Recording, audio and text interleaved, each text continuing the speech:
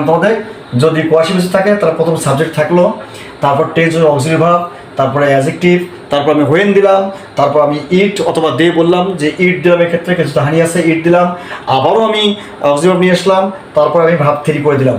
এই নিয়মটা করা কিন্তু আমাদের একটু ডিফিকাল্ট। আমি তোমাদের আর একটি নিয়ম শিখাই, এটারে করা যাবে।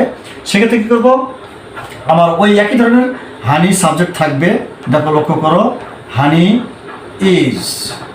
ইজ করলাম, তারপর আমি হানি, এটা তো প্রেজেন্টিভ টেন্স, হানি, তারপর আমি কিরকম ইজ বসালাম, তারপরে এই ভাব 3 করে দিলাম, হানি ইজ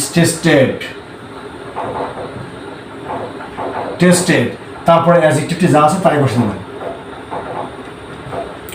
দেখো হানি ইজ টেস্টেড সুইট, এটাও আমার কিন্তু অ্যাক্টিভ থেকে পিছু হয়ে গেল, এটাও আমার অ্যাক্টিভ থেকে বেসিভ, এটাও আমার অ্যাক্টিভ থেকে বেসিভ। এটা একটু ডিফিকাল্ট কঠিন, সেই জন্য আমি এটা শুরু করে দিলাম তোমাদের। হানি is sweet when it is tasted, এটা বড় মনে হয়, সেই জন্য যদি কেউ এটা করতে কোনো সমস্যা নেই, এটা করলে হবে। আর যদি বলে করতে তাহলে আমি অত কঠিনে যাবো না, তাহলে আমার সাবজেক্ট থাকবে, তারপর আমি টেস্ট নিয়ে আসবো ইজ, তারপরে কী করলাম টেস্টেড, ভাবতে করলাম টেস্টেড, তারপর সুইট।